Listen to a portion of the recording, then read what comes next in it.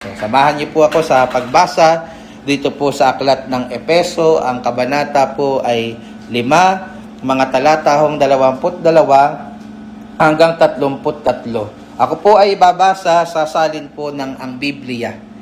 Sabi po dito ng salita ng Diyos, mga babae, pasakop kayo sa inyong sariling asawa na gaya ng sa Panginoon. Sapagkat ang lalaki ay pangulo ng kanyang asawa, gaya naman ni Kristo na pangulo ng iglesia, na siya rin ang tagapagligtas ng katawan. Datapwat, kung paanong ang iglesia ay nasasakop ni Kristo, ay gayon din naman ang mga babae ay pasakop sa kani-kaniyang asawa sa lahat ng mga bagay. Mga lalaki, ibigin ninyo ang inyong asawa, gaya naman ni Kristo na umiibig sa iglesia, at ibinigay ang kanyang sarili dahil sa kaniya, upang kanyang pakabanalin ito na nilinis sa pamamagitan ng paghuhugas ng tubig na may salita, upang ang iglesia ay maiharap sa kanyang sarili na maluwalhati, na walang dungis at kulubot o anumang gayong bagay, kundi ito'y nararapat maging banal at walang kapintasan. Gayun din naman, nararapat ibigin ng mga lalaki ang kani-kaniyang sariling asawa na gaya ng kanilang sariling mga katawan.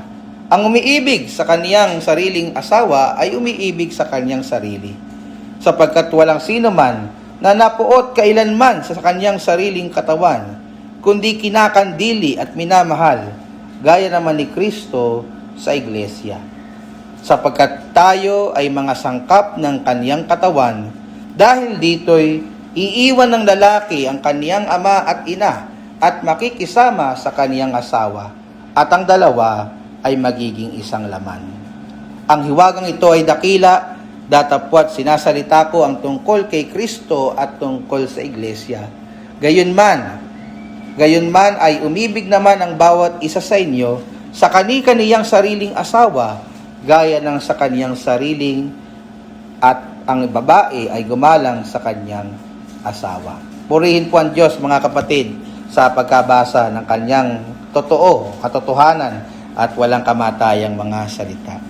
Ang titulo po ng ating pangangaral ngayon ay may pamagat na Gospel-Shaped Marriage, at ito'y mayroong subtitle na Biblikal na Pundasyon para sa isang matibay na buhay may asawa.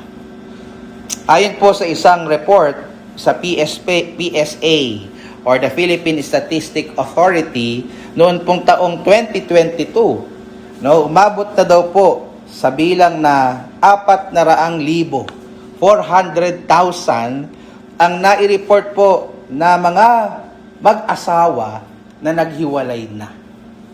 400,000. Imagine niyo ho, mga kapatid. At karamihan daw po sa mga taong hiwalay at nananatiling wala pa pong asawa ng mga panahong ito ay mga kababaihan. So mas maraming mga kababaihan ang nananatiling walang asawa kaysa po doon sa mga kalalakihan.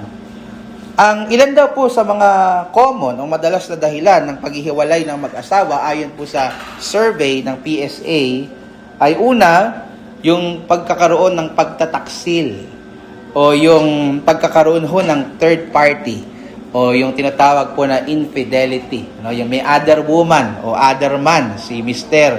at si Mrs. Yun yung number 1. Pangalawa, yung kakapusan po sa buhay. O yung tinatawag na economic issues o yung problema po sa pera. Na madalas, diyan po nag-uugat ang pagtatalo ng mag-asawa. Hindi po ba? So nagulat ako nung una, economic issues. Itong kinalaman nun sa paghihiwalay. So minsan kasi pag nagkakaroon ng problema ang mag-asawa, doon sila nagsisimulang magtalo at doon na po lalaki at magkakaungkatan na ng mga problema. So yun yung reason, isa sa mga reasons rather, kung bakit maraming naghihiwalay. Pangatlo at panghuli, yung pang-aabuso. Either ito po ay physically or emotionally o yung tinatawag po na domestic violence. So, now, paano po ba natin masusolusyonan ito pong napakalaking trahedya o problema na marami pong mga tao, maraming mag-asawa ang sumusuko na at gusto lang bumitaw at sila po ay naghihiwalay na. Paano po ba natin mapapanatili ang ating pagsasama bilang mag-asawa na matibay at hindi natitinag sa kabila po ng mga bagyo at pagsubok ng buhay na atin pong nararanasan? Paano po ba ang ating buhay mag-asawa ay hindi ho mauuwi doon po sa tinatawag na hiwalayan, kagaya ng mga binanggit po natin kanina? Sa sermon po na ito, gusto ko pong i-argue na ang paraan upang tayo po ay magkaroon ng matibay na pagsasama bilang mag-asawa ay ang pagsasama ayon sa dinisenyo at layunin ng Diyos sa pag-aasawa. Ulitin ko ho, mga kapatid. Ang paraan upang tayo po ay magkaroon ng matibay na pagsasama bilang mag-asawa ay ang pagsasama ayon sa dinisenyo at layunin ng Diyos sa pag-aasawa. In other words, titibay pong ating pagiging mag-asawa at hindi po ito, mga kapatid, mauuwi sa hiwalayan kung tayo po ay lalakad ayon sa layunin ng Panginoon kung bakit po niya inimbento ang kasal. Kung ano po ba ang layunin ng Panginoon sa mag-asawang babae at lalaki, mga kapatid at mga minamahal? Makikita po natin yan, mga kapatid, sa dulong bahagi ng binasa ho nating talata kanina, particularly in verses 31 to 32. Dito po makikita ninyo ang purpose ni God sa marriage. Ang sabi po sa verse 31 ng Ephesians chapter 5, dahil dito iiwan ng lalaki ang kanyang ama at ina at makikisama sa kanyang asawa at ang dalawa ay magiging isang laman. So that pertains sa kasal, yung unang kasal na nangyari sa Genesis chapter 22. Di po ba? Ang hiwagang ito ay dakila sa pagpapatuloy ni Apostol Pablo. Datapway sinasalita ko ang tungkol kay Kristo at tungkol sa Iglesia.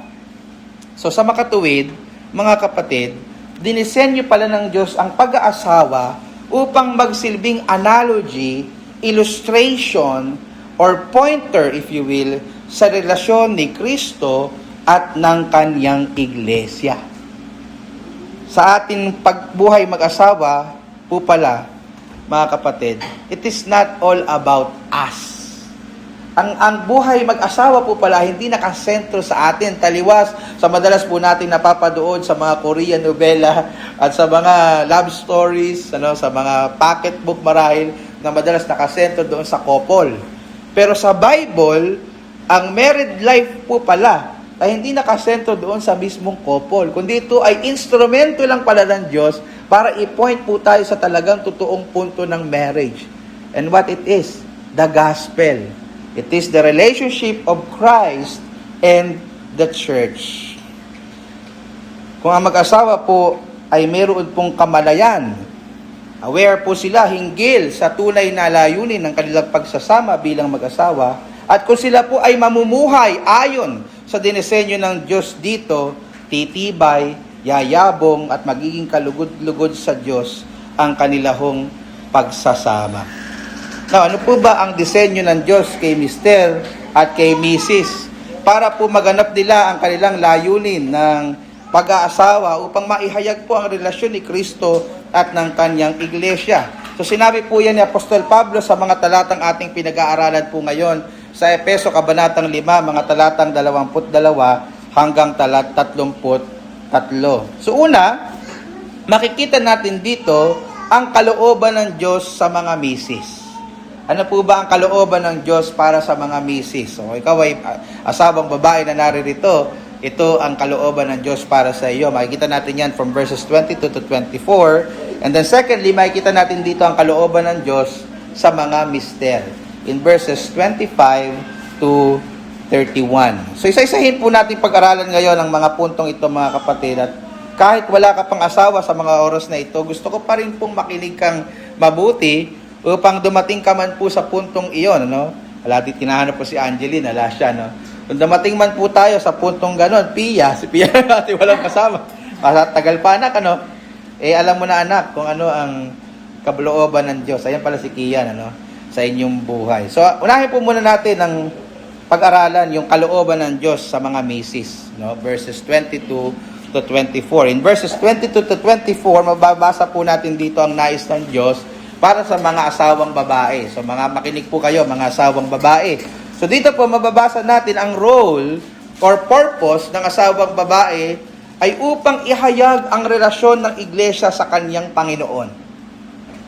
So ikaw ang kumakatawan sa iglesia ng ating Panginoong Hesukristo. At ang iyong gampanin ay ihayag mo sa iyong pakikitungo sa iyong asawa ang relasyon ng iglesia sa ating Panginoong Hesukristo. Makikita po natin niya sa atas ni Apostol Pablo sa mga asawang babae, doon po sa verse 22. Tingnan niyo po ang sabi sa verse 22, mga babae, pasakop kayo sa inyong sariling asawa na gaya ng sa Panginoon. Gusto ko pong mapansin ninyo kung kanino ito iniuutos. Hindi ho ito iniutos sa lahat ng kababaihan in general, kahit wala ka pang asawa, halimbawa. Ito po ay iniutos sa mga babaeng may asawa na. Meaning, kung ikaw po ay may asawa na, ibig sabihin, kasal na kayo ng asawa mo, para sa iyo, itong utos po na ito.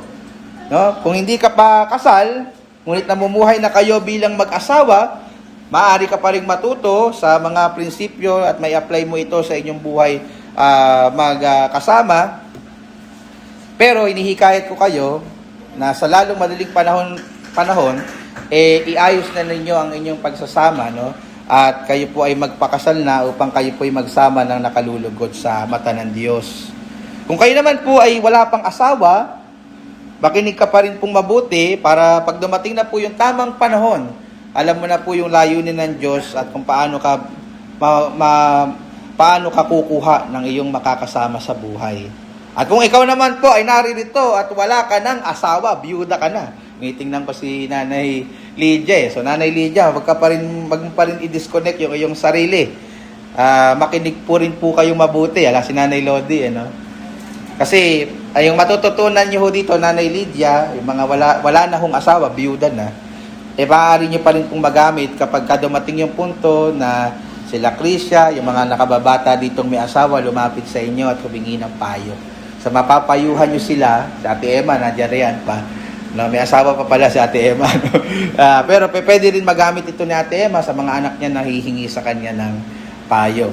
So now, makikita po natin kung kanino nakita ho natin kung kanino ito in-address yung utos in verse 22. Again, sa mga misis, sa mga may asawa na babae. So tingnan naman po natin kung ano mismo ang atas ng salita ng Diyos sa mga misis. Ang sabi sa verse 22, sila ay inaatasan na magpasakop.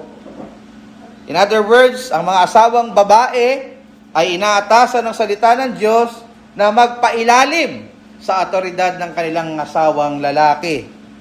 Bagamat nakasanayan na po natin na tawagin po ang ating mga misis na commander, no? Halimbawa, may binibenta sa atin, tatanong ko muna kay commander, di ka makapag-desisyon sa sarili mo, no? Pero biblically speaking, hindi talaga ang commander ay si misis. Kapag pinagbatayan ho natin ng Biblia, ang commander ng ating sambahayan ay si Mister. No? Kaya baguhin na natin. Sister Maricel, ang tawag mo na kay Kuya Mando ay commander. Baliktad, no? So, ibig sabihin nun, mga kapatid, si Mister ang dapat leader ng ating tahanan. Okay? Si Mister ang dapat nagko-call ng shots. Si Mister ang dapat may final say sa ating pong tahanan. At alam ko pong lihis yan sa nakasanayan ng marami, lalo na sa setup po ng ganitong klase ng sambahayan. Pero dapat mga kapatid, kung ikaw ay nagpapakilalang mananampalataya, ganito mo sinasagawa ang iyong pamumuhay bilang may asawa. No? Hindi mo aanderin si Mister kung ikaw yung babae, sapagkat ang gampanin ng isang babaeng asawa ay magpasakop sa kaniyang asawang lalaki. Now, sa paanong paraan po ba dapat magpasakop ang mga kababaihan sa kanilang asawang lalaki? Tingnan niyo po yung sabi again sa verse 22, mga babae, pasakop kayo sa inyo sariling asawa na gaya ng sa Panginoon. Binabasa lang ho ni Pastor, Gaya daw po ng sa Panginoon tayo magpapasakop sa ating mga asawang lalaki. Ibig sabihin, mga misis at yung mga magiging misis pa lamang, ang iyo dapat pagpapasakop sa iyong asawang lalaki ay dapat naglalarawan ng iyong pagpapasakop sa iyong Panginoon.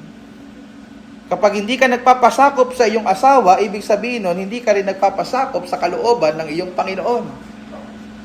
Sapagkat ang Panginoon din po mismo ang nag-utos na magpasakop po kayo sa inyong mga asawang lalaki. Nakukuha niyo po yung logic? And please note, hindi ka inaatasan ng salita ng Diyos na magpasakop sa may asawa ng may asawa. Mapansin niyo po ba yun? Hindi po inatasan, halimbawa, si Sister Bell na magpasakop kay Kuya Pando. Hindi naman yung asawa niya eh. Ang asawa niya, si Kuya Pitong. So, ang pagkapasakupan ni Sister Bell ay ang kanyang sariling asawa. Ano po? Ang yun po ang iyong prioridad na sundin at pagpasakupan. Na maaari pong tinatanong ninyo, Pastor, paano po kung inuutos po ng aking asawa, labag po sa inuutos ng salita ng Panginoon? May mga na-encounter na po akong ganyan eh. Yung gusto ng asawa mo, iba sa narinig mong inuutos o sinuturo sa church. Halimbawa, paano kapag ayaw na niya po akong pa-attendance sa church niyo, Pastor? Kasi gusto po niya kaming maging Katoliko na lang lahat. Alam ko po sa pananampalataya natin na maling katuruan ng turo ng Katoliko. Paano pong gagawin ko? Ganito ang gusto ng aking asawang lalaki. Sabi niyo po magpasakop ako sa kanya. Paano po pag kami sakit yung aming mga anak, gusto po naming dalhin sa mga gagamot, halimbawa, sa mga albularyo, sabi ng salita ng Diyos, huwag tayong lalapit sa mga gaya po noon. At yun po'y kasuklam-suklam sa Panginoon. Dapat po dyan, mga kapatid, meron tayong pasubali. At gusto ko po iyang linawin minsan pa. Tamang tinuturo ng Biblia na ang mga asawang lalaki ay may otoridad, but that doesn't mean ang kanyang authority ay absolute. Ibig sabihin, kapag dumating yung punto na ang gusto at iniuutos ng iyong asawang lalaki ay labag sa iniuutos at tinuturo ng iyong Panginoon, ang dapat mo pa ring sundin at ang dapat pa ring manaig ang kalooban ay ang Panginoon mong Diyos. Ikaw ay naatasan ng salita ng Diyos na magpasakop sa iyong asawa ng gaya ng sa Panginoon. Ngunit hindi po ibig sabihin nun, siya na ang iyong Panginoon. Nakukuha niyo po ba? Ang iyong pagpapasakop sa iyong asawa ay nakabatay sa pagkakakilala mo sa pagkapanginoon ng ating Panginoong Jesucristo and not other way around. So kung may pagkakataon na may gusto ang iyong asawa na labag sa iyong pananampalataya at conviction, ikaw po ay mayroong karapatan. In fact, ikaw po ay mayroong responsibilidad na sabihin ng mayroon pong buong pagpapakumbaba at kahinahunan ang hindi mo pagsang-ayon dito. Ang keyword po na gusto ko pong mabanggit, na gusto kong mapansin ninyo na diniinan ko, mayroong buong pagpapakumbaba at kahinahunan. Yan yung keyword. Kasi minsan yun yung nakakalimutan natin bilang bilang mga asawang lalaki. Hindi mo ito sasabihin, yung hindi mo pagsang-ayon, na para bang pinagmumukha mong mangmang ang iyong asawa. Ano ka ba naman? Hindi ka pa natututo sa salita ng Diyos. Hindi po ganun ang tono ho natin, mga kapatid. Na para bagang kinagagalitan ho natin ng ating mga asawa na lalaki. Tatandaan ho natin, ikaw ay inatasan na magpasakop ng meron pong buong paggalang sa iyong asawa. Gaya po ng mababasa natin sa verse 33. Minsan kasi, aminin man po natin sa hindi, guilty rin din naman po dito yung mga kalalakihan, na hindi na ho natin nababantayan yung paraan po natin na pagsasalita sa ating mga asawa. Na parang palagi tayong pabulyaw at walang respeto. Pero kung nauunawaan mo ang aral na ito, lalo na kung ikaw ay isang babae, ang dapat mong pakikitungo at pakikipag-usap sa iyong asawa ay gaya ng iyong pagrespeto at paggalang sa iyong Panginoon. Ngunit kung hindi man po siya, kung hindi naman po rather nasasagasaan ng iyong pananampalataya at katapatan kay Kristo, by all means, inuutusan ka ng salita ng Diyos na suportahan mo ang desisyon at gusto ng iyong mister. Labag man po yan, kapatid, sa iyong kagustuhan. Misis, sa mga panahon na hindi kayo magkamukha ng tanaw sa mga bagay-bagay ng iyong mister, patunayan mo na mali ka. Yan yung gusto ko ituro sa iyo. Ano ibig sabihin po nun, Pastor? Kapag hindi kami magkamukha ng tanaw ng asawa kong lalaki, papatunayan ko mali ako. Maaaring sa tanaw mo, ikaw talaga ang nasa wisyo, ikaw talaga ang tama. Pero kapag nagdesisyon na ang asawa mong lalaki, after mong sabihin yung saloobin mo, no, love, sa tingin ko, ganito ang mas mainam. Love, sa tingin ko, ito ang kalooban ng Panginoon. Pero nagdesisyon na siya. By all means, sumunod ka at suportahan mo yung kanyang pangunguna. Hindi dahil takot ka sa kanya, hindi dahil siya yung kumikita at siya yung mas magaling, kundi dahil iyan ang kalooban ng Panginoon mong Diyos. Ang gampanin mo ay magpasakop sa iyong asawa. At kung magkakamali siya ng desisyon, siya na may problema nun. Siya na mananagot nun sa Panginoon. Ang tungkulin mo, magpasakop ka sa sinasabi at ginugusto ng iyong asawang lalaki. Nakukuha niyo po yun, mga asawang babae. Nakikita po natin dyan sa mga susunod na talata yung dahilan kung bakit po gayon. Ang sabi kasi sa verses 23 to 24, sapagkat ang lalaki ay pangulo ng kanyang asawa, gaya naman ni Kristo na pangulo ng iglesia, na siya rin ang tagapagligtas ng katawan. Nakita niyo yung comparison? Ang lalaki ang pangulo, ang puno, ang ulo ng kanyang asawa, kung paano si Kristo daw ang pangulo ng iglesia. Datapwat kung paanong ang iglesia ay nasasakop ni Kristo, ay gayon din naman ang mga babae ay pasakop sa kani-kaniyang asawa sa lahat ng mga bagay. Sa lahat ng mga bagay. So ko pong i-emphasize po yun. Ano daw po ang basis? Kaya dapat pagpailalim, magpasakop ang mga asawang babae sa kanilang sariling asawang lalaki. Dahil po ba sila yung breadwinner o sila yung kumikita? Dahil ba mas strong yung personality ng mga lalaki? Dahil ba mas malakas at may aral sila? Paano po sa mga panahong hindi? Halimbawa, yung babae ang breadwinner. May mga pagkakataong ganyan Yung babae nagtatrabaho. Paano po kapag mas strong yung personality ng mga babae? Paano po kapag mas may aral at mas madiskarte yung babae kaysa sa atin? Subuti na lang po mga kapatid, hindi yun ang basihan. Kaya tayo magpapasakop, kaya kayo magpapasakop sa inyong asawang lalaki. Ang basihan po, ang basis po ayon sa Biblia, ay yun po kasi ang disenyo ng umembento ng pag-aasawa o marriage. Namely, ang ating Panginoon Diyos. Ganyan niya dinisenyo ang order sa ating sambahayan. Ang lalaki ang pinuno at ang asawang babae ay magpapasakop sa pangunguna ng lalaki.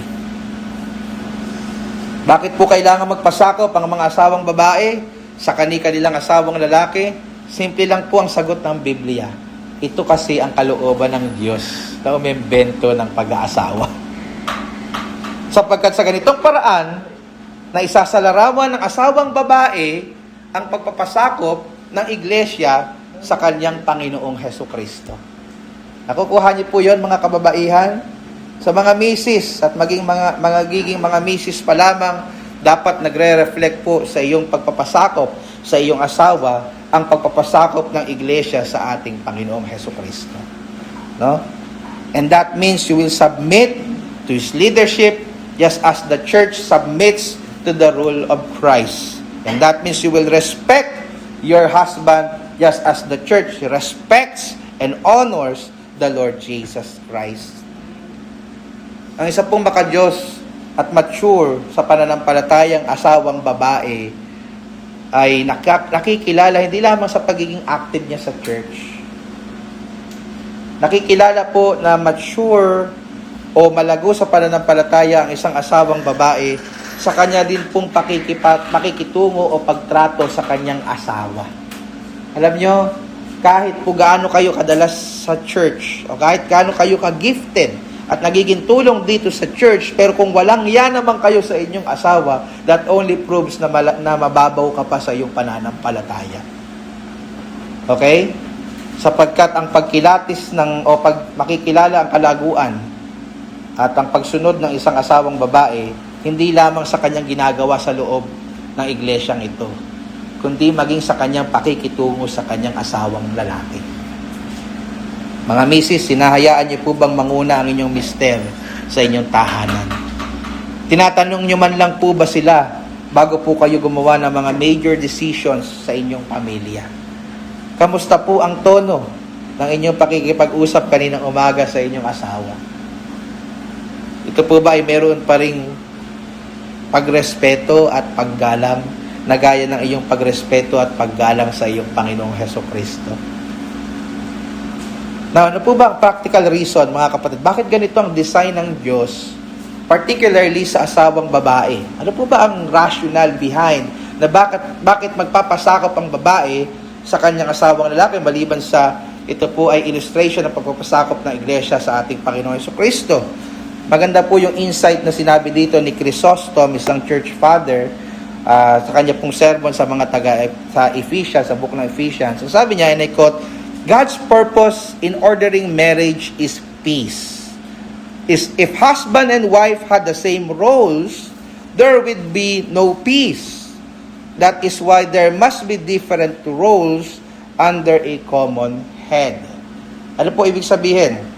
Mahirap nga naman po, mga kapatid, kung parehas kayong head, na parehas kayong pinuno o pangulo ni Mr. at saka ni Mrs. Ano po? Magkakaroon kayo ng collision o banggaan ng authority.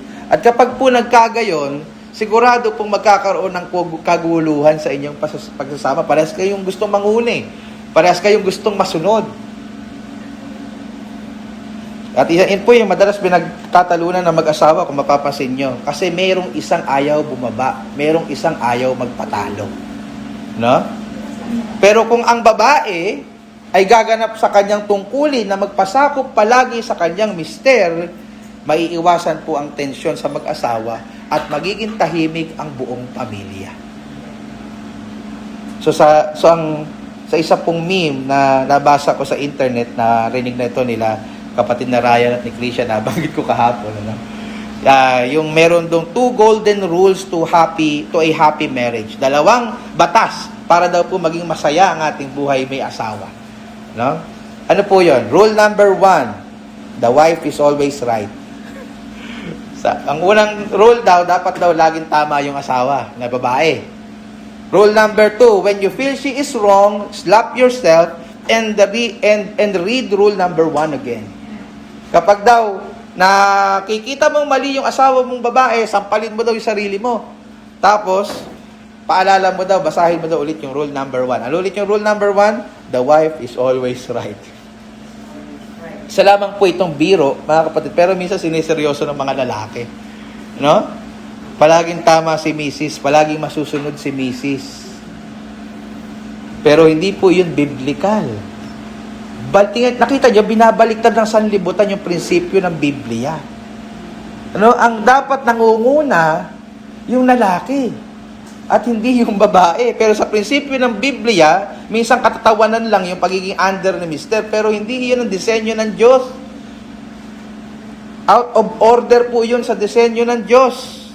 Now, ano po yung biblical alternative, at least in the behalf of the wives? Rule number 1, ito yung biblical. The husband may not always be right. Ibig sabihin, ang mga lalaki, oo, alam natin hindi palagi yan tama. In fact, maraming pagkakataon mali kami ni Kuya Pando. Tama ba, Kuya Pando? Hindi naman lahat ng sinasabi namin tama eh. No? Hindi naman po kami naggagaling-galingan. Nagkakamali rin po kami ng desisyon. No?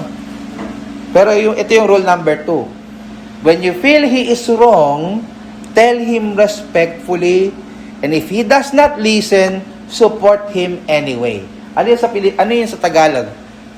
Kapag sa tingin mo mali talaga yung asawa mong lalaki, sabihin mo sa kanya na may buong paggalang, ng mahinahon.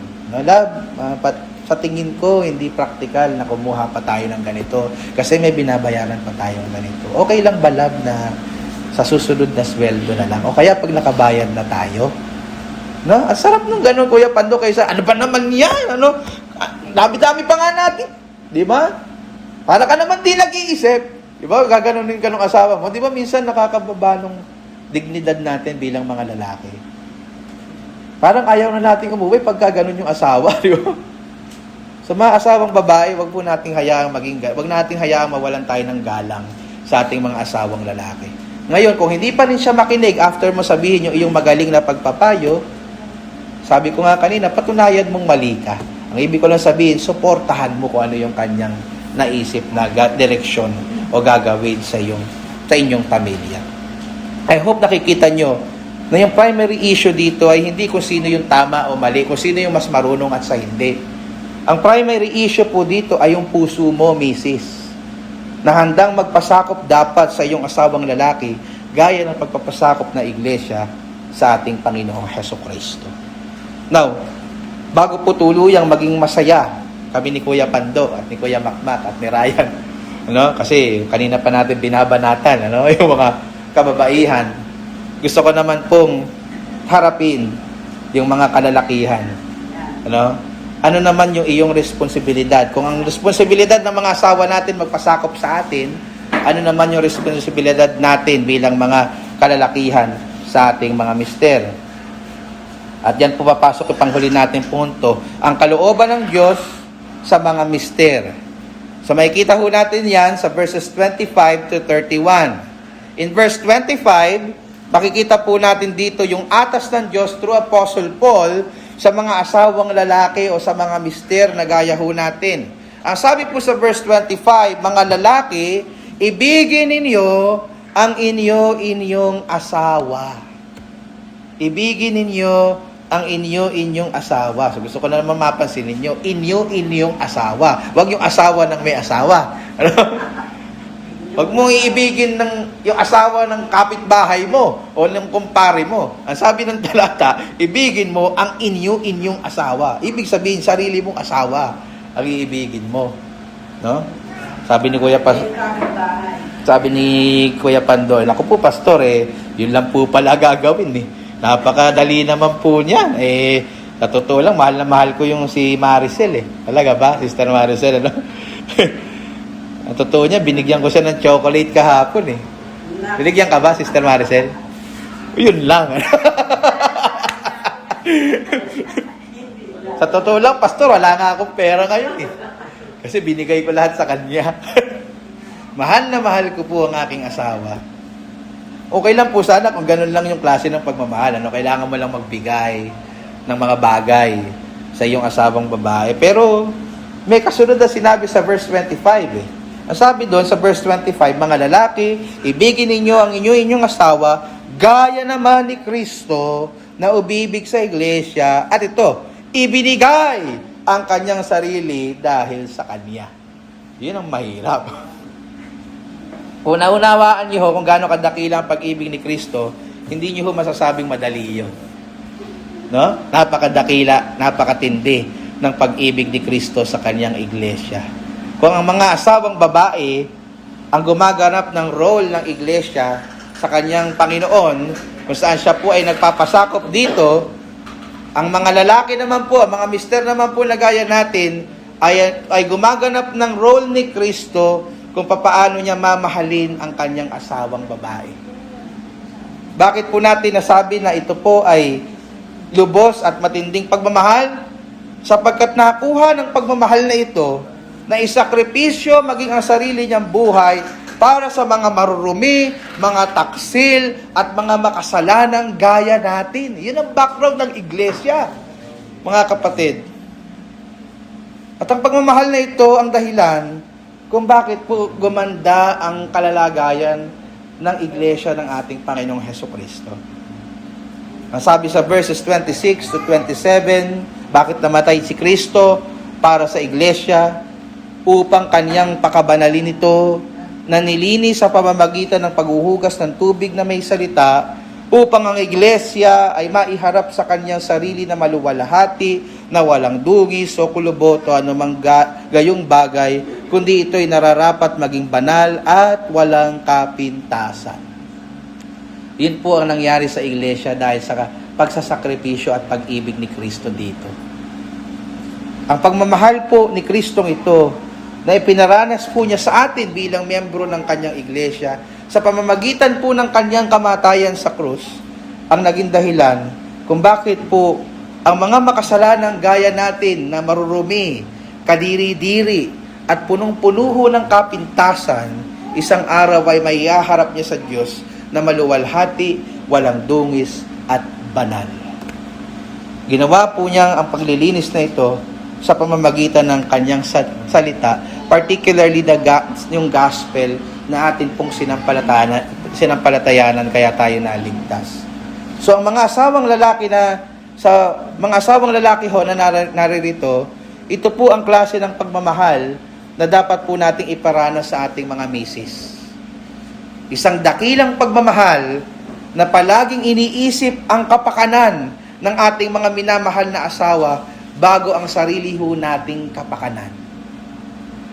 Uunahin natin ang kapakanan at damdamin at kabutihan ng ating asawang babae.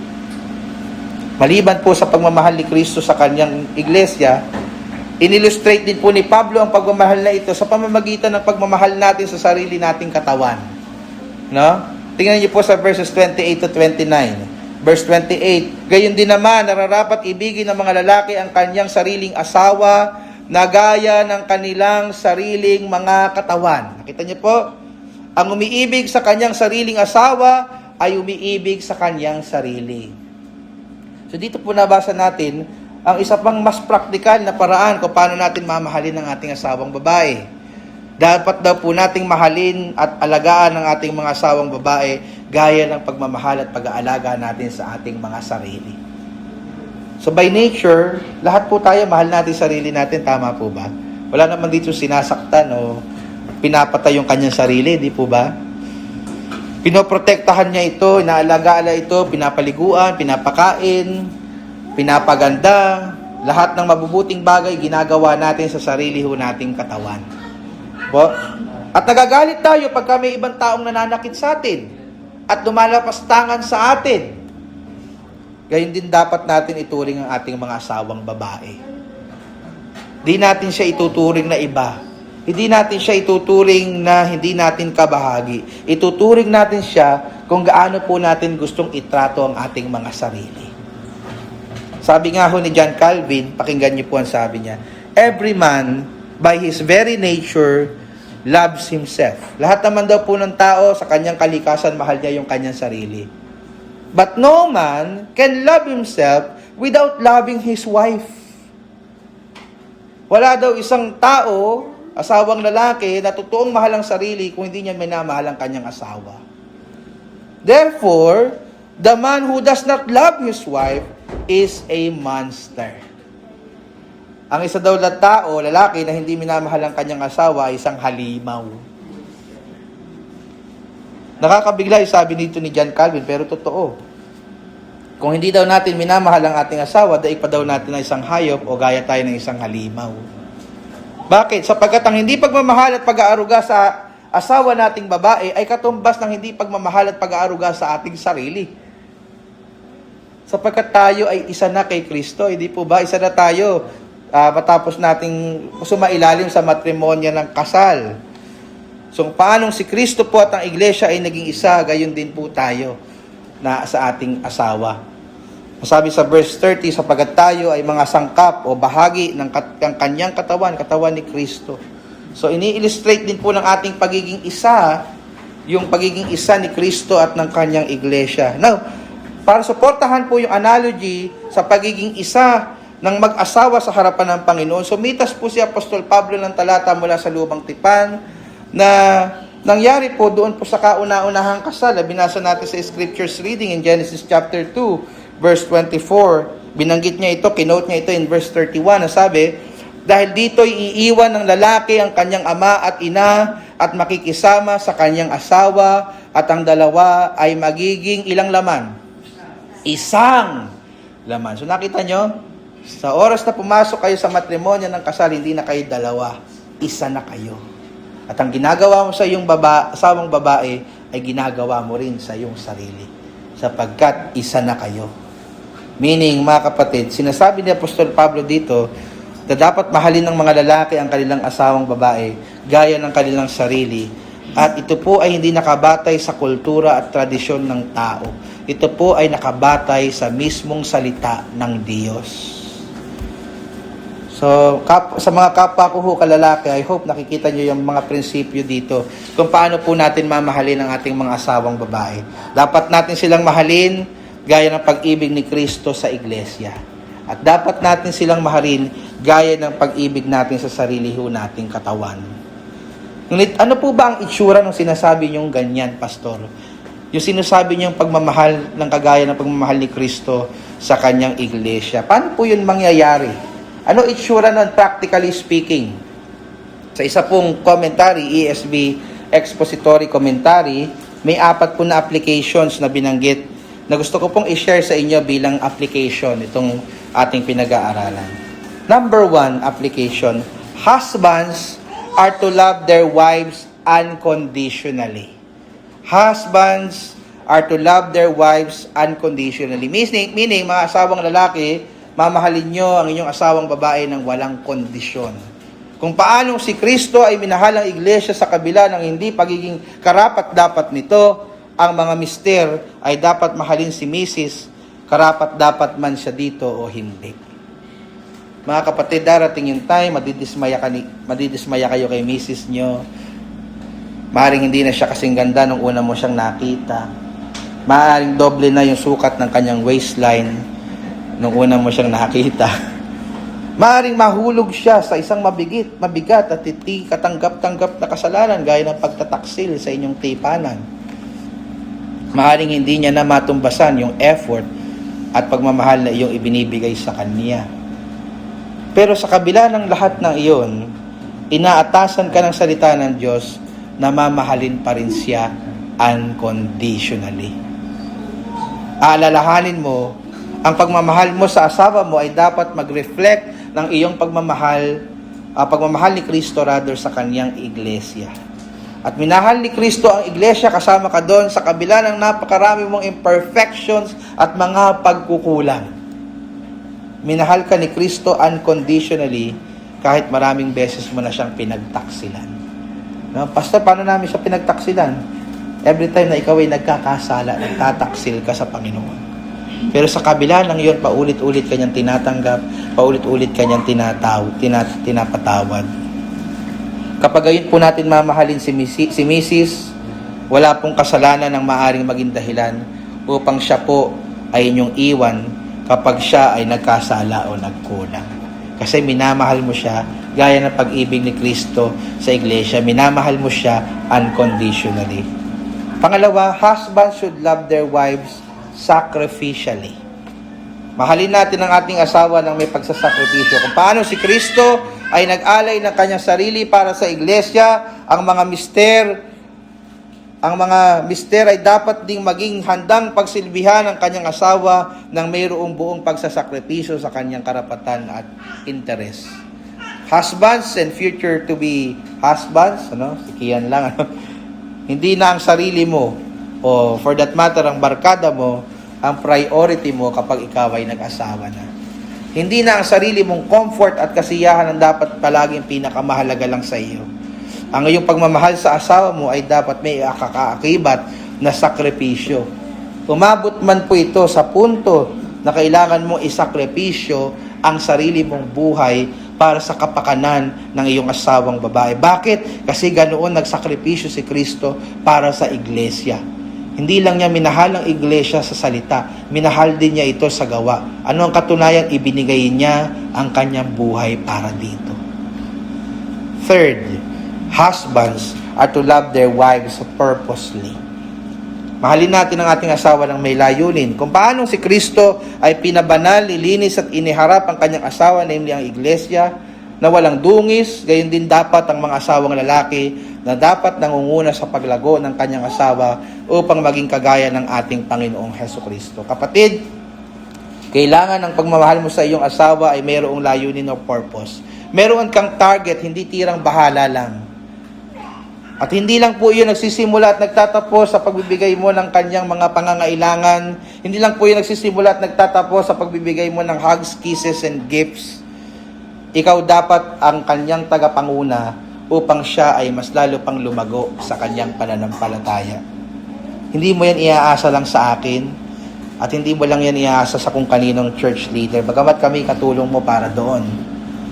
Pero ikaw ang may pangunahing responsibility to nurture not only her physical well-being, but also her spiritual life. Ang tanong mga kalalakihan na naririto, ginaguide mo ba ang iyong asawa in prayer? Nananalangin ka pa ba ng kasama siya? Ginaguide mo pa rin ba siya through your family worship? Do you still pray and read the Bible together? Nagiging maganda ka bang modelo ni Kristo para sa iyong asawang babae? Pinapalakas mo ba ang kanyang loob? Sa pangapanahong nakikita mo nanghihina siya at kailangan niya ng gabay at direksyon sapagkat hindi niya na alam ang kanyang gagawin sa buhay. Mga kapwa ko, mister, hindi niyo po ito magagawa kung kayo po mismo ay malayo sa Panginoon. Hindi niyo po ito magagawa kung kayo mismo ay mababaw sa pananampalataya. Hindi niyo po ito magagawa kung kayo mismo ay ligaw. So kung hindi ka pa din po sumasampalataya sa Panginoon hanggang sa mga oras na ito, ngayon na po yung tamang panahon. Sapagkat hindi mo maaaring magabayan ang iyong pamilya patungong langit kung ikaw mismo patungong impyerno. Dahil sa iyong kawalan ng pananampalataya at hindi pagsisisi. Sa mga kalalakihan po na naririto, o kababaihan rather, na naririto na wala pang asawa, no? Ang isang lalaki na magagabayan kayo na mapalapit kay Kristo ang dapat ninyong hanapin sa iyong hahanapin bilang asawa. So bonus na lang ho kung gwapo, may kaya sa buhay, pero lahat po ng iyan ay baliwala kung wala siyang pagkakakilala kay Kristo. So bago yung looks and assets, tingnan nyo muna yung kanyang faith. So finally, husbands are to love their wives affectionately. Kung paano si Kristo ay inaalagaan ng iglesia, gayon din naman po ang mister ay dapat sinusustinahan at pinapangalagaan ang kanilang mga misis. Dapat niya itong laging kausap at kamustahin upang maunawaan niya siya at ang kanyang mga pangangailangan. Sa mga kapwa ko mister, kilala niyo pa po ba ang inyong asawang babae? Alam niyo pa po ba yung kanilang love language? Kailan niyo po huling kinamusta yung asawa niyong babae? Kamusta siya? Ano yung pangangailangan niya? Are you still talking or willing to listen to her? Madalas, irritable na lang kayo kapag nag-uusap kayo. At kapag nag-usap kayo, puro na lang problema yung inyong pinag-uusapan. Nakapaglalaan ka pa ba ng oras mo sa iyong asawang babae kung saan wala kang ibang iintindihin, wala kang ibang kakausapin, wala kang ibang focus, kundi ang magbigay lamang ng oras sa iyong asawang babae? Meron pa po ba kayong mga time na ganon, mister? Alam niyo po, ilan lamang po ito sa mga practical application ng mga prinsipyo na natututunan po natin mula sa pag-ibig ni Kristo sa kanyang iglesia. Alalahanin mo, mister, ang role po natin, sinasama ko po ang aking sarili, ay ang ipahayag ang pag-ibig ni Kristo sa iglesia sa pamamagitan ng inyong wagas na pag-ibig sa inyong asawa. Hayaan niyo pong magtapos ako sa pamamagitan ng pagbasa ng dalawang huling talata sa ating teksto ngayong umaga. Verses 32 to 33, minsan pa ho nating basahin. Ang hiwagang ito ay dakila, datapwat sinasalita ko ang tungkol kay Kristo at tungkol sa iglesia. Gayunman ay umiibig naman ang bawat isa sa inyo sa kani-kaniyang sariling asawa gaya ng sa kanyang sarili. At ang babae ay gumalang sa kaniyang asawa. Mga kapatid, ang paraan upang tayo po ay magkaroon ng matibay na pagsasama bilang mag-asawa ay ang pagsasamang ayon sa disenyo at layunin ng Diyos sa pag-aasawa. Ito po ang gospel-shaped marriage. Ito po ang marriage na hindi po kayang sirain ng kasalanan at anuman pong bagyo ng buhay na pwede hong daanan natin bilang mag-asawa.